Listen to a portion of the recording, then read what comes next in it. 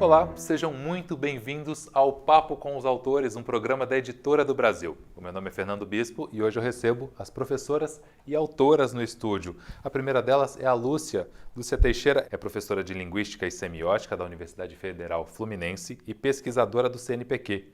Escreveu coleções didáticas de português para o segundo segmento do ensino fundamental, todas publicadas pela Editora do Brasil. Silvia Maria de Souza é professora de Linguística e Semiótica da Universidade Federal Fluminense e pesquisadora da FAPERJ. Tem experiência em ensino fundamental e médio e na produção de material didático. Suas principais e últimas, mais recentes publicações são a coleção A Poema Português, em coautoria com Silvia Maria de Souza, Carla Faria e Nádia Patrese. Bom, meninas, o tema de hoje é expressão oral, expressão escrita, como trabalhar dentro da escola, dentro da sala de aula. O ensino de língua portuguesa, de modo geral, se desenvolve na escola em torno de competências de leitura, escrita, expressão oral e conhecimentos linguísticos. Como tudo isso se articula de modo prático dentro da sala de aula? Bem, Fernando, primeiro é um prazer estar aqui com você, eu e a Silvia. A Base Nacional Comum Curricular, que é o que vigora para orientar o trabalho de produção de livros didáticos hoje, né, recomenda muito enfaticamente que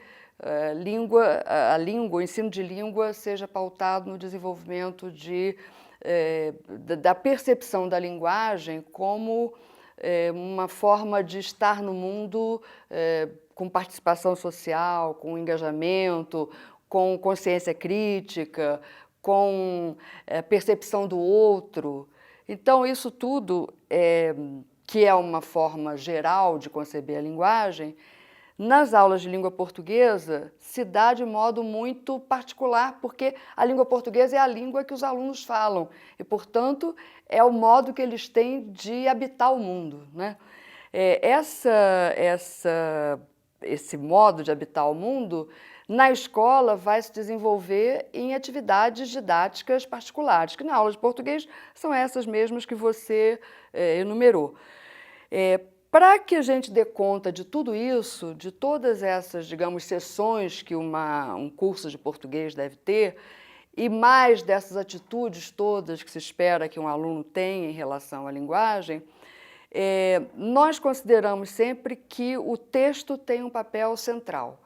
O texto na aula de português tem um papel, digamos, irradiador, porque é a partir de um texto que você vai desenvolver todo um trabalho de leitura, de interpretação, de produção escrita, de expressão oral e de ampliação desse universo de conhecimento que ele já tem.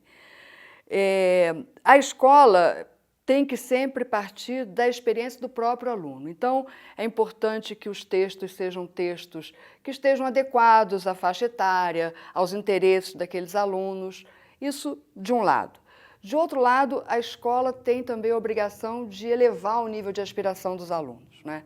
Então, é preciso ir além desse universo já conhecido por eles.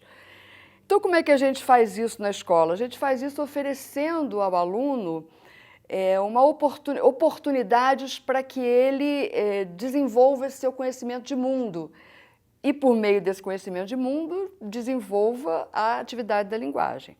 Como é que a gente faz isso na prática da sala de aula, né?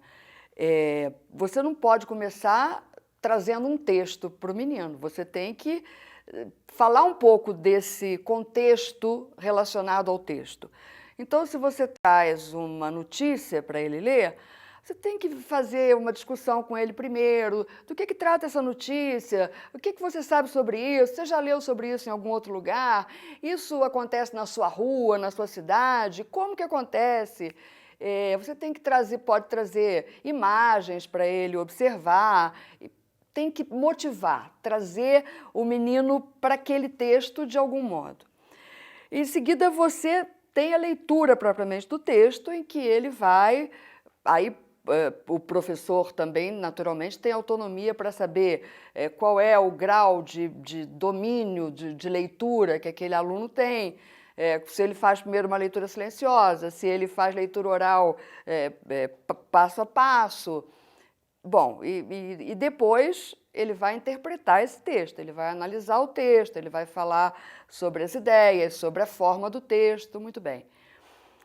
A partir dessa primeira compreensão do texto, já o aluno, digamos, inscrito nesse mundo de que trata esse texto, você vai desenvolver atividades de ampliação disso tudo. Como? Ele vai desenvolver alguma atividade oral sobre o tema de que trata o texto, ou sobre o gênero de que trata o texto, vai desenvolver a produção escrita também a partir do que você trabalhou sobre o gênero, sobre o texto, do que você construiu, dos sentidos que a gramática produz no texto. Então, tudo isso vai se harmonizando para que ele tenha a maior possibilidade possível de se expressar a partir de um determinado ponto de partida, que é sempre o texto. O entendimento da língua portuguesa é fundamental nesse momento, né? Todas as matérias são importantes, mas o português nesse momento é base para tudo, né? Para todas as outras matérias. Como a Lúcia disse, né, a Base Nacional Comum Curricular, a BNCC, ela é o documento que vem para direcionar o currículo, né, para direcionar a escolha de que competências e que habilidades são importantes de você trabalhar na escola no Brasil todo, né? E a base, especificamente relacionada ao ensino de língua portuguesa, ela traz o texto como elemento central, porque é a partir dele que os alunos vão poder compreender todas as relações sociais, né? Então, quando a gente conversa, isso é um texto oral, mas que tem regras, né? Que ninguém nunca parou para pensar nisso. Quais são as regras de uma conversa? Mas tem uma estrutura, tem uma maneira de se organizar. Do mesmo modo, é uma notícia, ou é uma crônica, ou é um texto literário. Então, o ensino de língua portuguesa, ele é básico, como você mencionou, porque ele vai dar a esses alunos, ao estudante, em todos os níveis, desde o primeiro ano até o ensino médio e universitário, esse desenvolvimento dessa habilidade de ler e interpretar e falar e também escrever, né? Então, a gente percebe que a centralidade da produção do texto, por exemplo, se nós pensarmos no Enem, né, em que a famosa redação traz tanto temor, né, para todos os estudantes de todas as carreiras, porque esse trabalho de produção de textos ele tem que ser feito desde a base, né? E ele tem que ir encadeando e paulatinamente desenvolvendo competências tanto da leitura e da interpretação, elas vão desembocar na produção de textos, quanto das categorias linguísticas propriamente, da chamada gramática, né? Então, é papel da escola formar alunos competentes, né? Que sejam competentes para falar, para escrever nas diversas situações. Que o falar e o escrever também ele é diferente, ele varia, né? Dependendo da situação. E mesmo formalmente, para criar esse vínculo do português com as outras disciplinas, propostas interdisciplinares podem sempre partir de uma leitura de texto na aula de português, né? Porque esse texto vai ter uma vinculação sócio-histórica e, portanto, está aí a história. Ele se passa num determinado lugar, ele mobiliza determinados conhecimentos. Então, essas relações que podem ser percebidas num texto, numa crônica, por exemplo, num poema, numa pintura, são relações que podem ser aproveitadas em projetos interdisciplinares e isso dá ao ensino de português esse papel de centralidade na escola. Você falou de competências, né? O livro didático de português pode ajudar a promover a articulação dessas competências? Sim, o livro didático de português tem um papel fundamental nisso. Na nossa coleção, por exemplo, nós trabalhamos com o ensino do português em capítulos dentro das unidades que são capítulos organicamente pensados. O que isso significa? Isso significa que, por exemplo, o menino abre a unidade lendo uma seção que a gente chamou de antever, em que ele vai digamos, uma unidade sobre teatro, uma peça do Ariano Suassuna que ele vai ler. Essa sessão antever começa com uma imagem de um palco teatral, de uma encenação. Porque muitas vezes a criança que está na escola, o jovem, ele nunca foi a um teatro. Então, uma imagem de um palco é alguma coisa que pode despertar nele um certo impacto estético até. Nossa, que lindo, o que é isso? Como é que isso acontece? Mas o outro coleguinha que já foi ao teatro pode ter uma experiência para contar sobre isso. Então, isso já cria um clima na sala de aula interessante para o professor começar a trabalhar o que ele vai fazer. Depois, antes do texto do Ariano Suassuna, ele vai ler uma sessão chamada Antes da Leitura, que é uma sessão que tem todos os trabalhos com texto.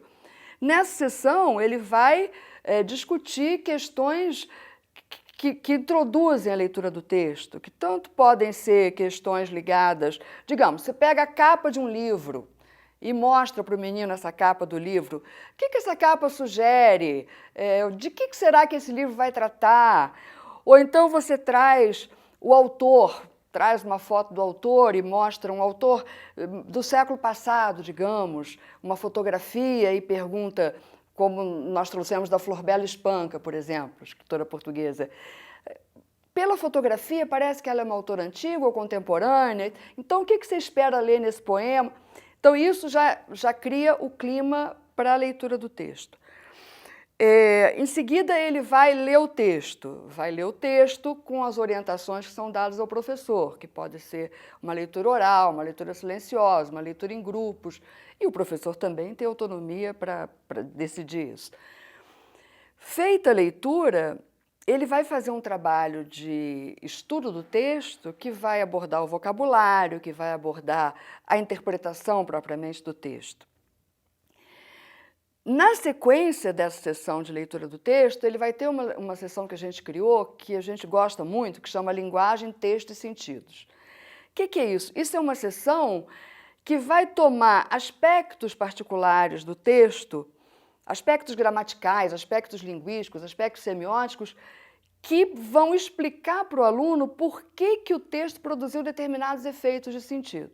Então, digamos, se ele vai ler uma notícia de jornal e nós vamos trabalhar com a manchete, com o título, que tem um verbo no presente, nessa seção Linguagem, Texto e Sentidos, a gente vai trabalhar com o aluno por que é o presente que é usado no título e depois no corpo da matéria ela vem no passado. Porque o título da notícia chama atenção, cria uma proximidade com o leitor, presentifica aquele fato para ele. Então, não é só identificar que ali é tempo presente, é por que o presente é importante no título e o passado na narrativa da notícia, né? Então, essa é uma sessão. Depois, ele vai estudar o gênero. O gênero é uma noção muito forte hoje em todas as teorias que tratam do texto, do discurso. Mas por que é importante tratar de gênero? Porque o gênero cria uma expectativa de leitura. O conhecimento do gênero faz com que o aluno adquira uma segurança em relação ao tipo de texto que ele vai ler e ao tipo de texto que ele vai produzir em seguida.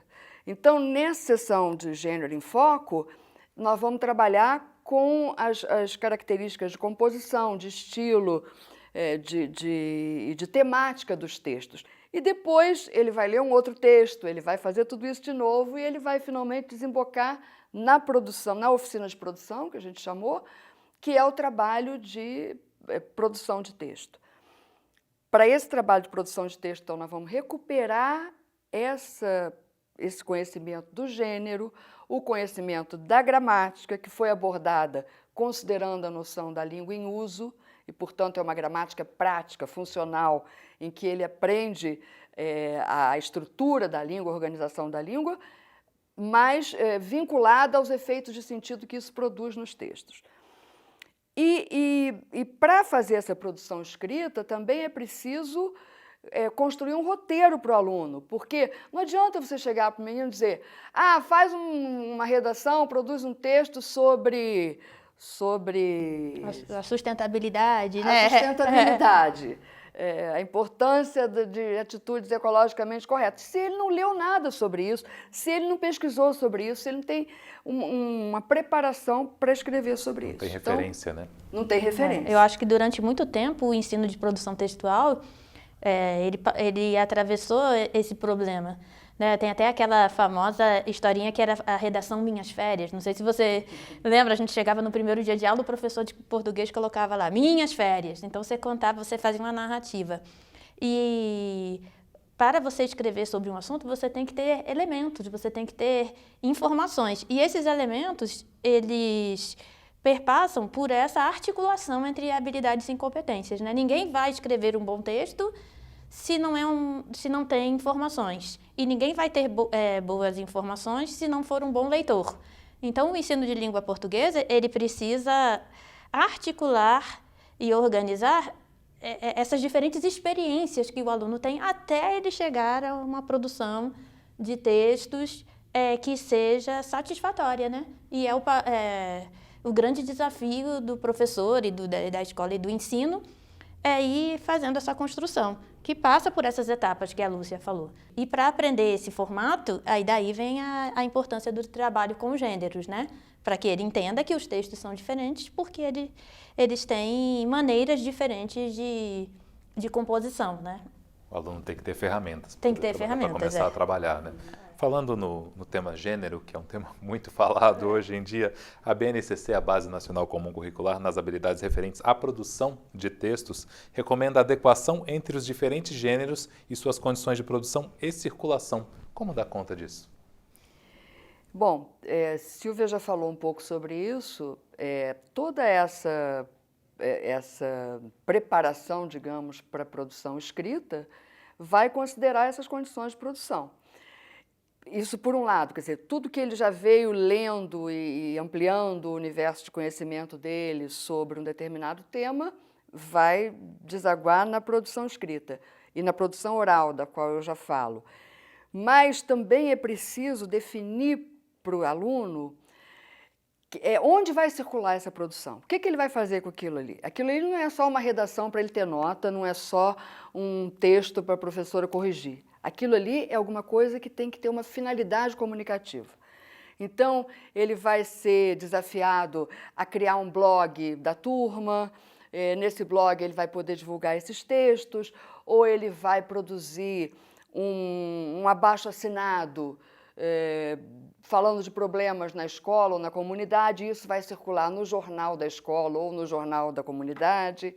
Ele vai ser motivado a produzir um poema, e isso vai resultar num sarau em que ele vai apresentar esse poema que ele produziu.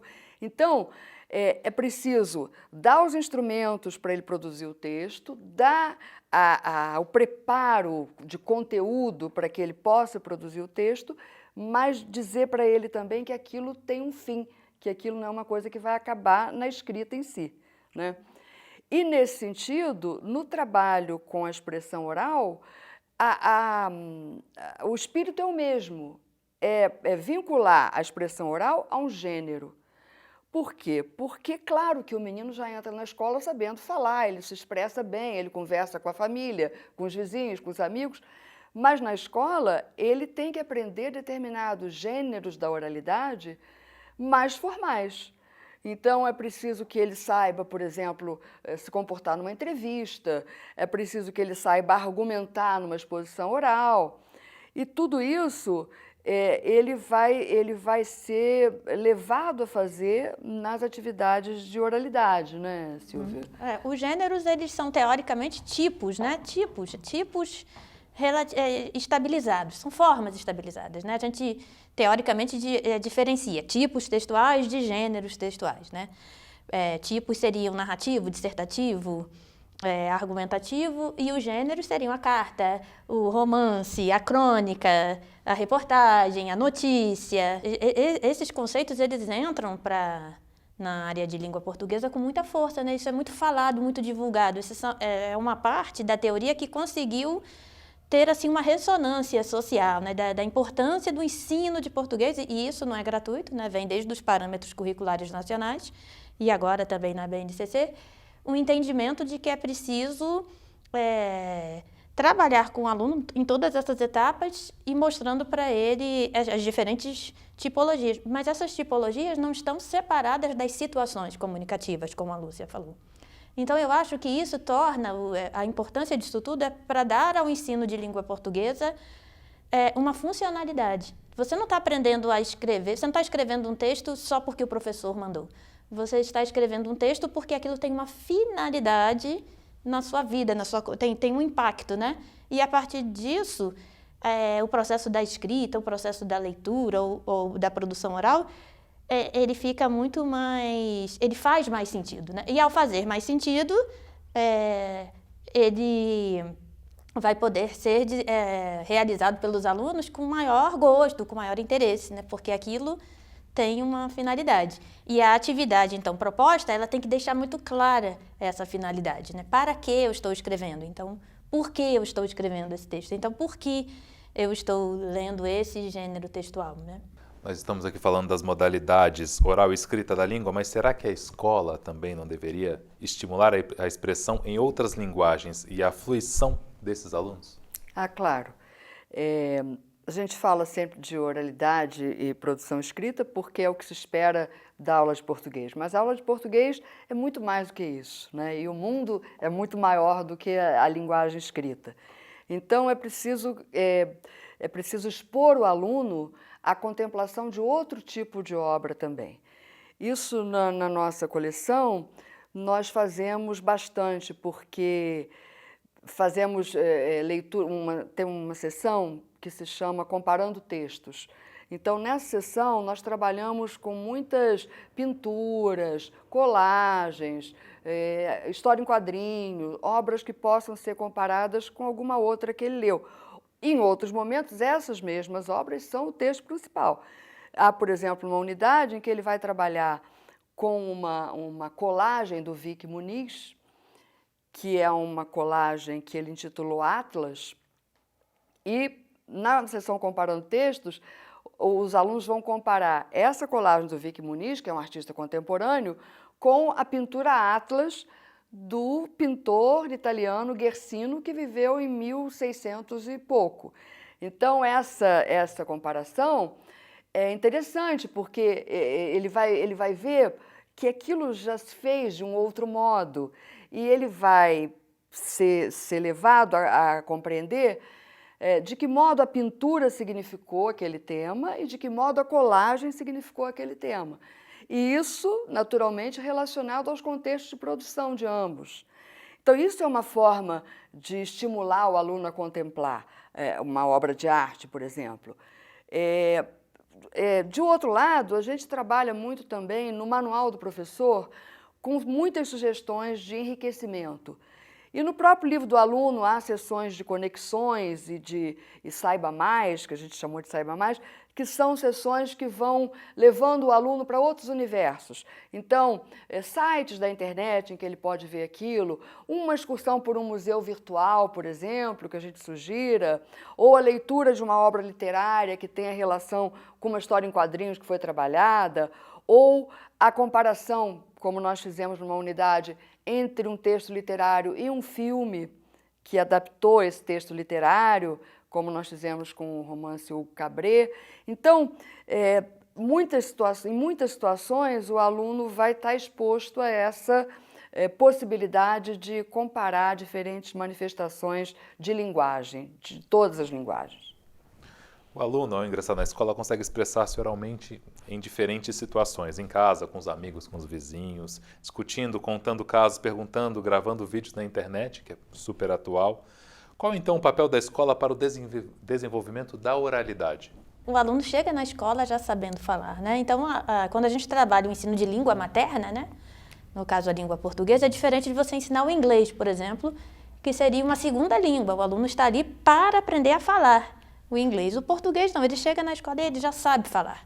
Então, como é que a escola vai trabalhar a oralidade, né? A gente sempre ouve no ensino de língua portuguesa um certo A oralidade sempre ficou um pouco em segundo plano, né? Porque você pressupõe que o aluno já sabe falar, o estudante já fala, então ele vai aprender a ler, vai escrever, vai aperfeiçoar a sua competência de leitura e escrita, mas se der, a gente trabalha ou não a oralidade. E hoje a gente vê que isso não pode mais ser feito dessa forma, né? Então, o ensino da oralidade, ele tem uma relevância, né? E numa obra de língua portuguesa, por exemplo, uma maneira eficaz de fazer isso é ir distribuindo essas sessões e esses conteúdos partindo de situações mais familiares, né, que teoricamente a gente chama de menos monitoradas, né? Então, se eu tenho uma contação de histórias, uma roda de conversa, uma contação de histórias, então isso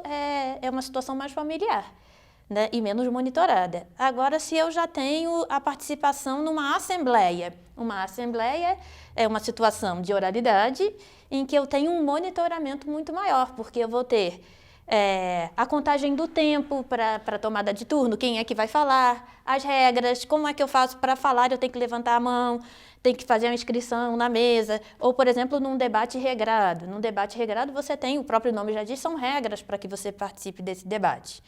Do mesmo modo, se a gente tem a gravação, por exemplo, de um vídeo, de um vlog, é uma situação de oralidade, mas que vai demandar uma mídia, que é o vídeo. Então, como é que a gente faz isso? Um vlog não é a mesma coisa de você estar conversando com um colega. Então, um material didático, ele pode auxiliar o professor, né, como foi no caso da coleção A Poema, a ir distribuindo e dosando essas atividades de oralidade, mas dando a elas um destaque, como nós já falamos dos gêneros, uma funcionalidade. Não é só dizer que vamos trabalhar a oralidade, mas dar à oralidade um destaque a partir do momento que você faz um recorte e pensa qual é o gênero da oralidade que eu vou trabalhar. Ele é mais ou menos monitorado. E aí você trabalha com um roteiro. O que nós vamos hoje, então, falar? Uma coisa que é importantíssimo a gente ressaltar é que aquilo que o aluno estuda na gramática, nas sessões de língua em uso, ele vai ser levado a rememorar isso. Como é que, então, na língua em uso você trabalhou um aspecto que aparece no seu texto escrito, mas também aparece na oralidade, ou então em atividade de retextualização, como a Lúcia falou, em que você vai passar de uma linguagem para outra. Digamos que o aluno lê uma notícia e ele vai fazer uma narração radiofônica de notícia para ele passar aquilo que estava no papel para uma transmissão de rádio, ele vai ter que usar outros elementos da língua. E aí, na oralidade, no livro, a gente sempre propõe que o aluno faça uma avaliação. Então, são todos os elementos que compõem uma situação de oralidade e que podem ser observados numa aula de língua portuguesa quando o tópico for especificamente a oralidade. Fica muito claro para o aluno dessa maneira como falar em determinada situação. Isso. Cada caso é um caso. Porque quando a gente está trabalhando a língua estrangeira, isso é muito trabalhado. Como é que eu vou falar no telefone? Como é que eu vou falar numa entrevista de emprego? Mas na língua materna, a gente tem uma falsa sensação de que isso é natural. E não é. Você pode desenvolver, e você deve desenvolver, deve ensinar isso ao aluno para que ele se instrumentalize para situações concretas e reais mesmo de fala, né? Nós estamos falando aqui de língua escrita, de oralidade, formas de expressão, que a escola sempre se preocupou em desenvolver, mas recentemente a cultura digital vem interferindo bastante, né, na vida cotidiana de todos nós. Diante dos gêneros digitais, que desafios se apresentam para as aulas de português? Muitos desafios. Muitos desafios interessantes, importantes, porque é preciso ter uma visão muito abrangente dos meios digitais. São muitas as críticas sobre o tempo que o menino passa no celular, a falta de linguagem que o jovem tem, porque só se comunica. Isso é falso. A gente precisa compreender que a cultura digital entrou na vida dessas crianças, desses jovens, desde que eles nasceram. Esses jovens que estão entrando agora na escola, eles já nascem sabendo deslizar o dedinho numa tela. Então, é preciso aproveitar isso. A escola tem que aproveitar isso. Nós mesmos que somos professores, Quantas vezes recorremos à internet para uma pesquisa ou para um vídeo que a gente queira postar? Então, é preciso compreender que nem sempre esse aluno que está olhando o celular, ele está desligado da aula, ele pode não estar desligado da aula. E se ele está desligado da aula, vamos ligá-lo na aula via o celular. E como é que a gente vai fazer isso? Ora, a gente vai fazer isso propondo que ele faça no celular, ou no tablet, ou no computador, aquilo que ele faz normalmente. Ele faz story no Instagram, ou na rede social, então ele vai fazer story com uma resenha de livro, por exemplo. Ele vai trabalhar numa unidade em que ele vai estudar blog, vai compreender como é que aquele blog, que era um blog de resenha de livro, se organizava. Depois ele vai trabalhar uma resenha de livro desse blog, e ele vai então entender o que é uma resenha, o que é uma resenha publicada em blog. E, a partir disso, ele vai produzir um story de uma resenha de livro. Ele vai produzir por escrito uma resenha de livro, depois vai discutir com os colegas como é que isso vai ser transformado numa história. Então, isso é uma forma da gente se apropriar de um meio de comunicação que é familiar ao aluno e que é rico e que precisa ser explorado. Se ele, por exemplo, precisa fazer uma pesquisa escolar, e a nossa coleção tem uma seção que a gente incluiu, que a gente também tem muito apreço por ela, que se chama Estudo e Pesquisa. Porque a gente fala muito que os alunos não sabem isso, não sabem aquilo, mas muitas vezes a escola é que não ensina o aluno a estudar. É preciso ensinar o menino a estudar. Ele não sabe o que é estudar. Ele não sabe. Você fala, estuda esse texto aqui. Ora, mas estudar como? Estudar com base em quê? Então, nessa sessão Estudo e Pesquisa, nós vamos apresentando vários gêneros acadêmicos, que são gêneros ligados a essas ações de estudar e pesquisar. Então, resumo, resenha, fichamento, quadro sinótico, tudo isso a gente vai ensinando. E nessas sessões, a gente sugere muitas vezes que ele pesquise na internet. Mas para pesquisar na internet, a gente tem que ensinar ele, olha, não é qualquer site que você vai olhar, você tem que prestar atenção. Esse site tem fontes confiáveis, ele cita as fontes, a linguagem que ele está usando é adequada, é uma linguagem monitorada, é uma linguagem bem cuidada. Então, você tem que ir descobrindo formas de se servir e de fazer com que o aluno se sirva melhor das redes digitais, que são uma realidade nossa hoje. Usar toda essa tecnologia a favor do ensino, né? Exatamente. A BNCC, a Base Nacional Comum Curricular, recomenda, numa das competências específicas da língua portuguesa para o ensino fundamental, que o aluno seja capaz de envolver-se em práticas de leitura literária para o desenvolvimento do senso estético. De que modo despertar o interesse do aluno para a literatura e as artes diante de um mundo desse? É outro desafio, né? Como a Lúcia falou. Pergunta difícil, né? Pergunta difícil. Essa é uma pergunta difícil e que uma obra didática, ela não vai ser uma solução mágica, né? Isso acho que todo estudioso, todo professor, ele sabe. Mas um livro didático que consiga trazer para o professor boas sugestões e bons encaminhamentos, eu acho que ele é um ponto de partida, né? Pode ser uma coisa que contribua, que auxilie.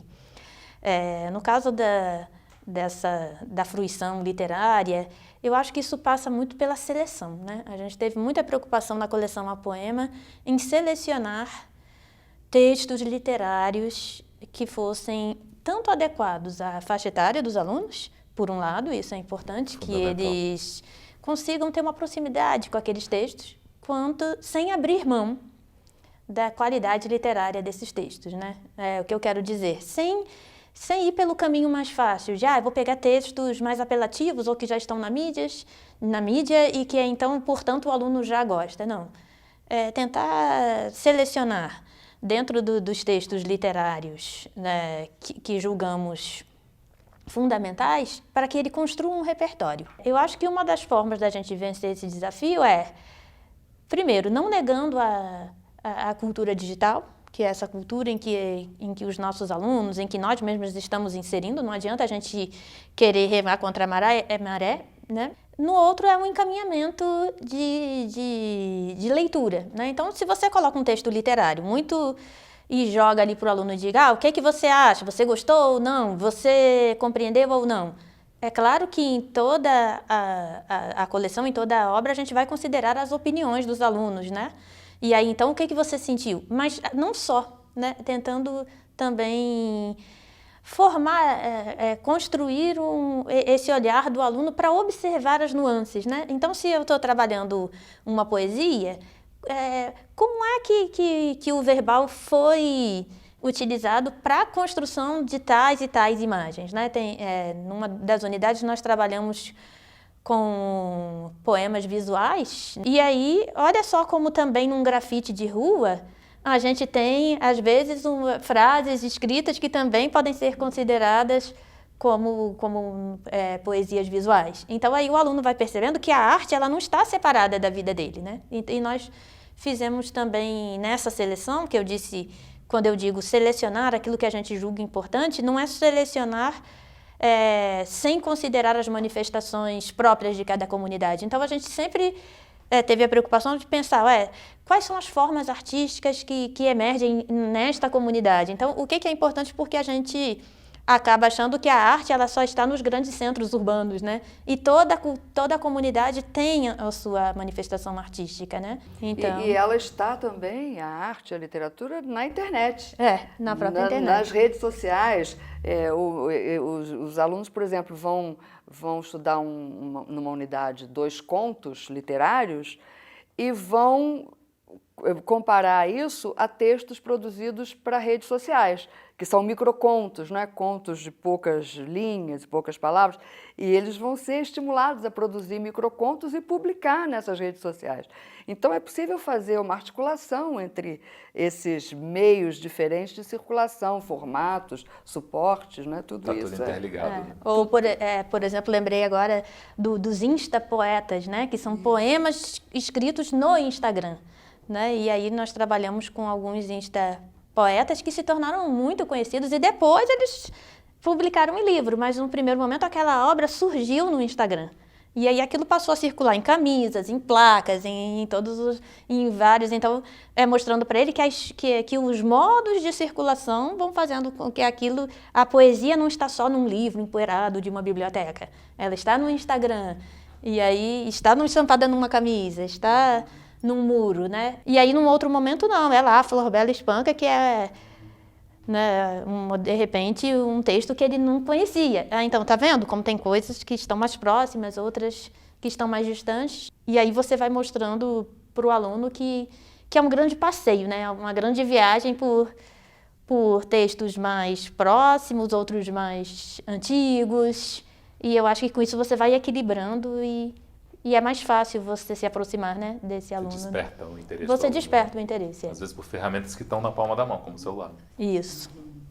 Como o desenvolvimento da produção escrita e oral contribui para a participação do aluno na vida pública e o exercício da cidadania? Bom, o aluno, o objetivo de qualquer escola ou de qualquer aula é sempre que o aluno seja conscientizado de que ele é um cidadão, né? Um cidadão do mundo, um cidadão da cidade que ele habita, um cidadão do país em que ele vive. E que ser cidadão não é só estar ali, mas é estar ali participando de algum modo. Isso vai se... Porque cidadania não é alguma coisa que seja natural. A cidadania se conquista e se constrói, né?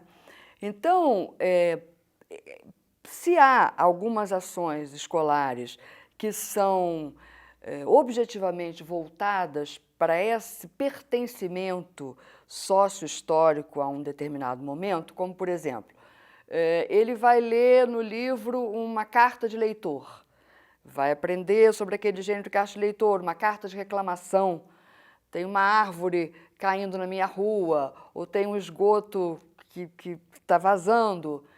Essas coisas aparentemente pequenas, que são as coisas do dia a dia, são as coisas que começam a despertar o sujeito para o fato de que ele vive no mundo, de que ele está no mundo e que ele não pode estar apartado daquilo. Então, se o menino aprender a fazer, por exemplo, uma carta de reclamação, ele está aprendendo a exercer a sua cidadania. Isso é alguma coisa que nós procuramos desenvolver bastante no livro. Por outro lado, ele vai exercer a sua cidadania também sendo um sujeito crítico, sendo um sujeito preparado para contemplar o mundo, para observar o mundo, para interferir no mundo, para argumentar, para pensar, finalmente. Eu converso hoje com as professoras e autoras Lúcia Teixeira e Silvia Maria de Souza sobre o tema expressão oral e expressão escrita, como lidar com isso dentro da sala de aula. Para a gente finalizar a nossa conversa, vamos lembrar aqui do aspecto sempre complexo da língua portuguesa, que é o domínio das competências linguísticas. Como isso se articula no desenvolvimento da produção escrita e da oralidade? A questão, vamos chamar de gramática, que é o nome pelo qual todos conhecem as chamadas competências linguísticas, é sempre um grande problema para o professor, porque a gente vive um impasse entre uma certa tradição gramatical e a contribuição das teorias linguísticas à descrição do português, ao modo de funcionamento da língua portuguesa. Na nossa coleção, por exemplo, quer dizer, cada um faz as suas escolhas, né? Nós escolhemos trabalhar com a noção de língua em uso e com uma abordagem, portanto, funcional, prática da língua, vinculando sempre as questões de organização frasal, de elaboração de sentenças, de domínio de classes gramaticais, a função desses elementos nos textos e aos efeitos de sentido que elas produzem. Então, se o menino lê, por exemplo, um artigo de opinião, ele vai ter que trabalhar na parte de competência linguística, ele que eu digo, o professor, junto com o livro, né? Com questões ligadas à organização das ideias num artigo de opinião, que é um artigo em que se defende uma opinião, uma ideia. Para isso, é preciso que haja uma estrutura nesse texto, que ele tenha determinados pressupostos, que ele desenvolva uma tese e que ele, por fim, elabore um ponto de vista. Isso vai ser encadeado por determinados mecanismos sintáticos, que vão fazer a coesão entre os períodos, que vão fazer a relação entre os parágrafos. Por exemplo, então, digamos que se tenha que trabalhar a coesão para juntar os parágrafos e os períodos de um texto, de um artigo de opinião. Na parte do livro destinada a isso, que se chama Língua em Uso, nós vamos trabalhar com muitos exemplos, sempre de textos concretos. Nós nunca trabalhamos com exemplos inventados no livro. Os exemplos são sempre de textos que ele já leu, de textos que têm relação com aquele. E aí nós vamos trabalhar, digamos, as relações aditivas, as relações adversativas, como é que elas se dão num texto desse tipo. Quando ele for fazer a produção do artigo de opinião dele, lá nos itens de desenvolvimento do texto, vai ser chamada a atenção dele para o fato de que ele deve usar esses operadores argumentativos, esses operadores coesivos. Então, isso é um modo de, primeiro, mostrar no texto que ele leu que os elementos gramaticais têm uma função para a compreensão do próprio sentido do texto, e, em seguida, mostrar que para ele construir um artigo de opinião que faça sentido, ele precisa usar mecanismos coesivos que ele aprendeu anteriormente. E tem um aspecto também importante, como a Lúcia mencionou, os exemplos são todos retirados de situações concretas. Então, o encaminhamento da língua em uso, ele é feito a partir da observação. Primeiro o aluno observa, o que você está vendo? Como foi que a língua como é que a língua está sendo utilizada neste cartaz publicitário, por exemplo, ou neste artigo de opinião? Então, depois de observar daquele fenômeno linguístico, como é que a língua foi usada? Por exemplo, no cartaz publicitário, você vai ter uma frase de impacto. Então, como é que foi usada? Como é que veio o verbo? O verbo está no imperativo. Então, depois de observar o aluno vai construindo aquela noção gramatical para finalmente a gente ter a definição. E não o contrário, o aluno decorar uma série de noções e aplicar em frases totalmente abstratas e inventadas. Ele vai perceber que os mecanismos linguísticos, eles não estão apartados das situações de uso, porque ele vai passar de textos concretos, experiências, ele vai experimentar, e aí, então, ele vai chegar a determinadas conclusões, né? Então, eu acho que toda a nossa preocupação foi muito grande nesta parte, porque isso é uma polêmica que já vem há muito tempo no ensino de língua portuguesa, né? Como trabalhar os aspectos linguísticos de maneira contextualizada. A gente só vai conseguir fazer isso partindo de exemplos concretos, né? De coisas que o aluno possa ouvir e que ele possa ler, que ele possa experimentar. Na obra, né, na nossa coleção, a gente teve uma preocupação muito grande em fazer esse esforço para a construção de uma gramática de atividades e de uma gramática reflexiva, mas é importante dizer que isso não é uma coisa sem um embasamento teórico, né? A gente tem na linguística, nos estudos linguísticos, muita pesquisa científica que dá suporte para que isso seja feito dessa forma, né? Então, a pesquisa científica, ela vai avançando e isso precisa chegar na escola, né? E o livro didático é um dos caminhos. Obviamente, ele não é o único, mas ele é um dos caminhos a partir do momento em que você tem na obra bases teóricas que vão dar suporte para tudo isso que a gente vai desenvolver nas sessões, né? Eu queria acrescentar duas coisas que eu acho importantes em relação ao ensino de gramática, de conhecimentos linguísticos. Uma é essa questão da nomenclatura, que é sempre uma grande questão no ensino de português. O aluno vai dizer pretérito perfeito? Vai. Isso é uma nomenclatura? É. Não tem problema, pelo contrário. O fato dele dominar uma nomenclatura significa que ele está adquirindo um conhecimento a mais, um conhecimento consciente sobre a língua.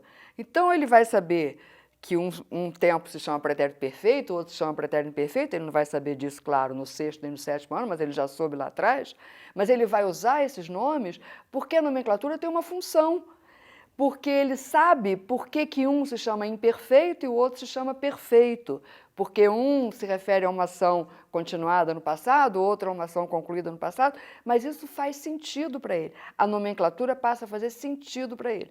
Então, o que é ruim é o ensino puro e simples da nomenclatura, é a nomenclatura pela nomenclatura. Mas usar a nomenclatura de forma consciente, sabendo a que fenômeno ela se refere e o que esse fenômeno produz no texto, é importante.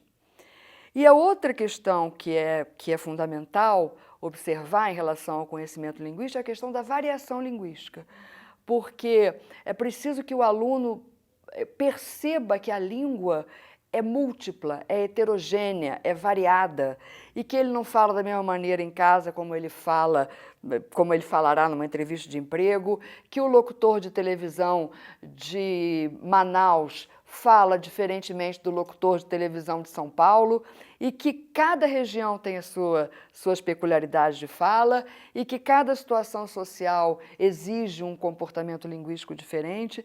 Então, essa variação é bastante contemplada na nossa coleção, porque é esse conceito de variação, que contribui enormemente para que sejam desfeitos os preconceitos linguísticos.